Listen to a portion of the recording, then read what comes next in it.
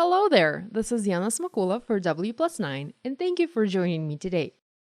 With spring being just around the corner, I find myself often reaching for floral stamp sets and watercolors. Today, I'd like to invite you to create several simple and quick watercolor cards for any occasion.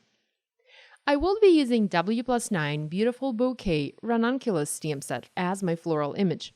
This is a beautiful floral cluster that works great for many different occasions. Since I will be watercoloring, I have watercolor paper. This is Arches hot press and cold press watercolor paper panels cut to about 3 by 4.5 inches.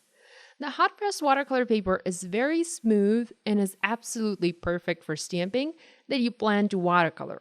It is almost as smooth as regular cardstock, but since it's watercolor paper, it is designed to take and absorb water, allowing you to create little watercolor masterpieces. And with this stamp set, the Ranunculus set, believe me, even if you're a beginner, you are set for success. I mentioned I also have a sheet of cold press watercolor paper. I simply didn't have enough hot press left, so I had to reach for whatever other kind of watercolor paper I had in my stash when I was filming this video, as I wanted to create more than one project. For my watercolors, I'm using Danielle Smith Extra Fine Watercolors. I have a sampler color chart here. The one I have here features 238 colors. Each color is added as a little dot onto the paper. Now, there's not a lot of watercolor here. There's definitely enough to try the color out and see whether you like it or not. And there's also enough watercolor in each dot to do simple coloring. I've had this chart for about a year now. I can't say that I use it very often, but I do reach for it almost every time I want to watercolor something, as I just happen to love the quality of these watercolors. What's great about this chart is you can test out the color, pick out the color you like, and later buy the color in a bigger tube, so that that color will last you much longer. But please don't feel like you have to use these particular watercolors. There are many great watercolor products out there. A lot of inks can also be used as watercolors, so use what you have on hand. I'm using these here as they happen to be one of my favorites. Let's go ahead and get started. I'm first going to heat emboss the Ranunculus Bouquet onto my watercolor cardstock panel using gold embossing powder. I'm using my Mini Misty stamp positioner today to make sure I have perfect results. I'm not going to stamp this image in full onto every panel. I'm only going to create partial impressions and will try to vary them on every card I make. By doing so, I also want to show you different placement options for one image. I've treated my paper with an anti-static powder tool. This is a must-have as it eliminates the grease and oils from your fingers and just helps to keep your embossing nice and clean. And now I'm stamping my image using Versamark ink. This is clear, sticky ink that is designed for heat embossing. It remains wet longer, allowing you to add embossing powder to your image. I'm going to cover this with gold embossing powder. This is embossing powder from Hero Arts, and will heat set it using my heat tool. I created a partial corner impression, and you can place it so that the floral cluster is either at the top or at the bottom of your card. I actually intended to have this one at the bottom, but when I later went to stamp a sentiment, I forgot and stamped my sentiment so that the floral cluster ended up being at the top. Here I'm using this image again, and I'm stamping this onto another watercolor panel. This time I'm doing a partial impression on the side. I want to use this on a landscape card, so I'm stamping it on a longer side of my panel. Let's do some coloring now. There's absolutely nothing special, nothing fancy. All is pretty simple and easy.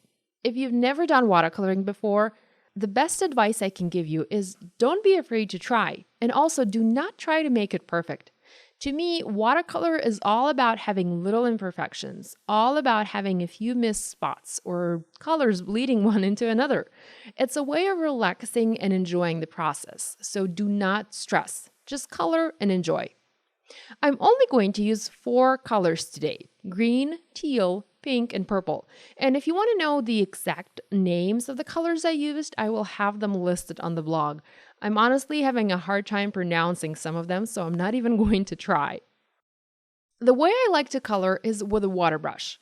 Because I'm coloring a small, detailed image, I'm using a small, detailed water brush. I love this particular water brush as it lets very little water out. It doesn't spill water, and thus it never ruins my coloring. The way I like to color is I like to pick up the pigment from the sheet and transfer it onto a palette. Here, I'm using a clear block as my palette.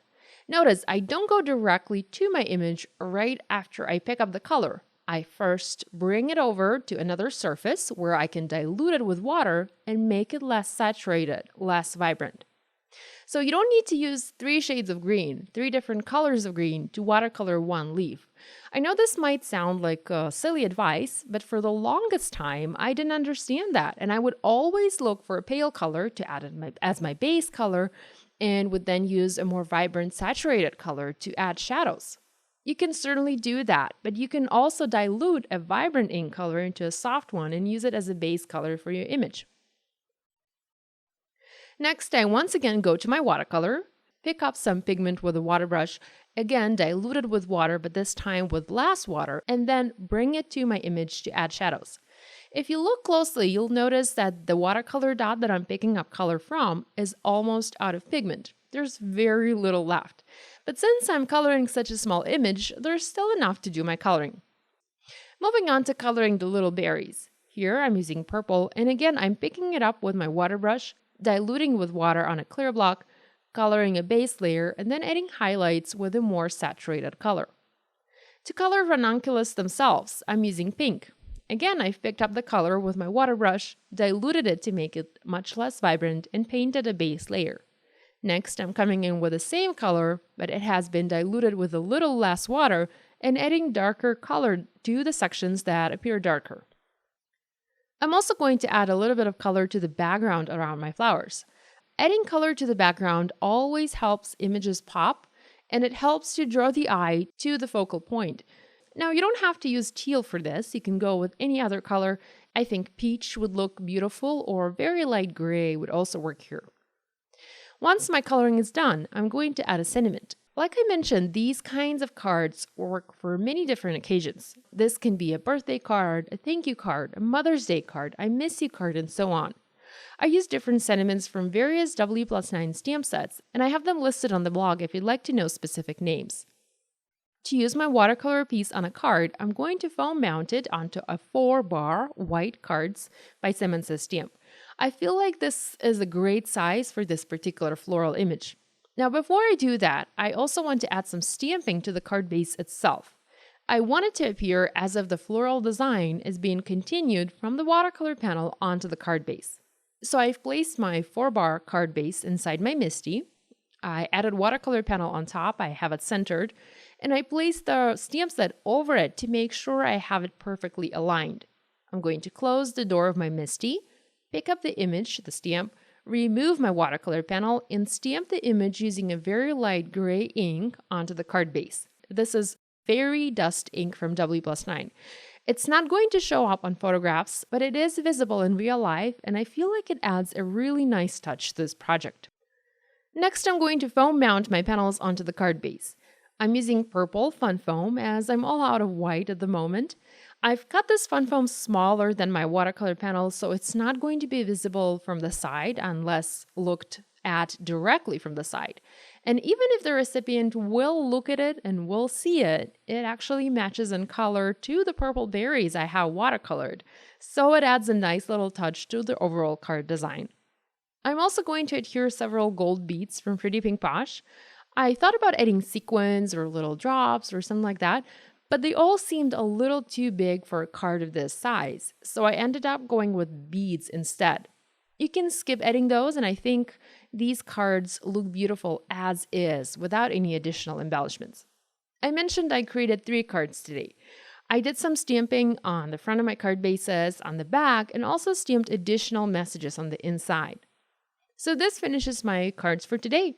I really want to encourage you to pull out your outlined floral stamps, your watercolors, and do some watercoloring today.